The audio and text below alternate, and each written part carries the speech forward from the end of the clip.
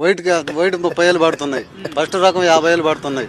రెండో రకం 60,000 పడుతున్నాయి. నెంబర్ 1 ఉంది పరిపాలన. 4,000 30,000 ఆడున్నాయి. 3,000 అండి.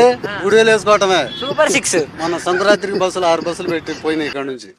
నెంబర్ 1 గా అసలు ప్రభుత్వం బాగుందండి. రైతు భరోసా సంగతి జగన్మోహన్ రెడ్డి ప్రభుత్వంలో 300 కరెంటు బిల్లు అయితే ఇప్పుడు 450 అయింది.